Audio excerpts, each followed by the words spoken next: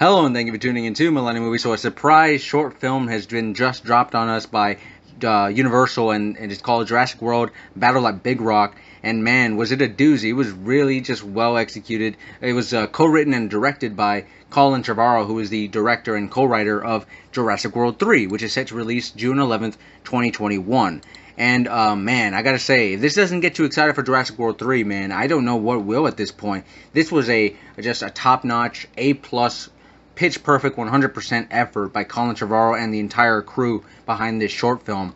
I really have no complaints, other than the fact that maybe my only small complaint is that Colin Trevorrow's dialogue writing is not his greatest skill, and it's evident in this one line where I believe the little girl, or no, yeah, the kids are arguing, and the mom says, we've been a family for 2 years now. Stop fighting. That's really on the nose dialogue, and as a screenwriter, it bothers me. But hey, it doesn't matter. It doesn't affect the rest of the short film because the acting and the direction and the action is just so well done that the rest of it doesn't matter. And let's go ahead and get into that action. Speaking of this first scene right here, basically we have a family whose lead character is played by Andre Holland, who, if you've been sticking around with the channel for a while now, you recognize him as the protagonist of the first season of Castle Rock. He's a fantastic actor. He did a great job in the short film. And basically, this family is out camping, or perhaps they've retreated from the cities because of, if you remember, at the end of the Jurassic World Fallen Kingdom, the dinosaurs have now arrived on U.S. soil. And basically, they're out camping. There's a throwaway line that, at least seemingly, is a throwaway line about the daughter using the neighbor's crossbow. And basically what ends up happening is two dinosaurs pop up, but they're herbivores, no need to worry, right? But then a giant carnivore shows up and causes trouble and just wreaks havoc on the entire place. And basically the other herbivore comes, and the other dinosaur comes, and it gets his family away, right? Safe and sound, everybody's happy. But then, of course, no, that just means now that the other dinosaur is now going to focus his attention on the family because there's a baby crying, and I was just like, dang it, baby. Don't have babies in the apocalypse, people. But, yeah, so the dinosaur focuses all its attention on, puts all his attention on the family, and basically this ends up leading to a scene that's very similar to Jurassic Park 2, which is the Lost World, where Jeff Goldblum's character, and I forget the other woman's name, her name escapes me right now, but they're getting attacked inside the bus by the two T-Rexes, right? And it reminded me a lot of that scene, and it was just so well directed. The action here was intense. The moment where, like, the dinosaur just finally just wrecks through the entire house, and then you get this shot right here where, I mean, man, the framing and the lighting on this is fantastic. It's really spine-tingling, and it's just so raw and so intense, and it's just so intimidating, right? This is a big boy. This is a big dinosaur right here. But then, of course, it ends with the daughter, of course, coming back to the line at the very beginning. She finds the crossbow, and she shoots the dinosaur right near its eyes and gets it to scurry away and saves her family. But man, this was really intense.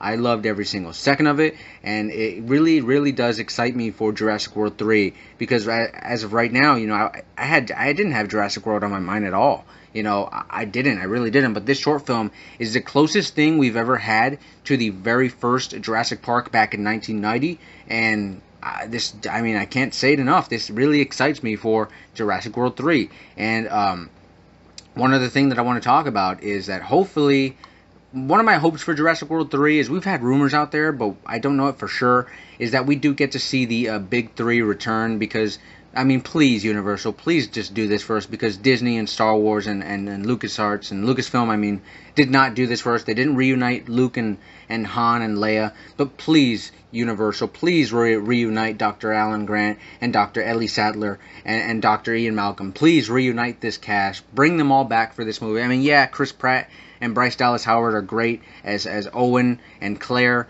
but please bring back the big three. We want to see them return. And the last thing that I want to touch up before we go is there was a line in here which stood out to me, which was on the radio. There's a woman talking about this could be the first ever dinosaur born on U.S. soil.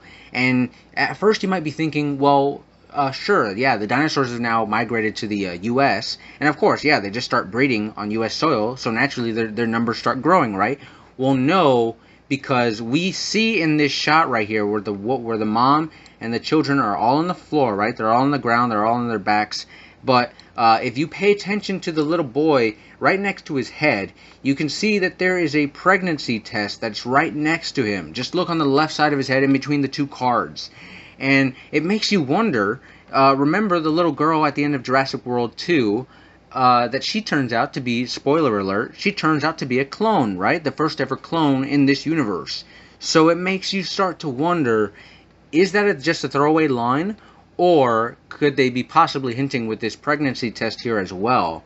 Could they be possibly hinting at the fact that there's going to be some human/clone mixing going on here? Who knows?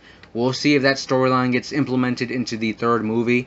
But regardless of that, I'm super excited for Jurassic World 3 now. Please let me know if you are as well. I really hope you are, because this was, again, just such a well done short film, and it really gets me hyped up for Jurassic World 3. But yeah, if you want to stay up to date on all the latest news going on in the movie and TV world, well, you're already in the right place, and I hope you can consider subscribing to Millennium Movies, because I'd love to have you along for the ride. And please leave your comments in the comment section below, because I do try and get to reply to everyone. So yeah, until next time, guys, this has been Millennium Movies, and I will see you all very soon.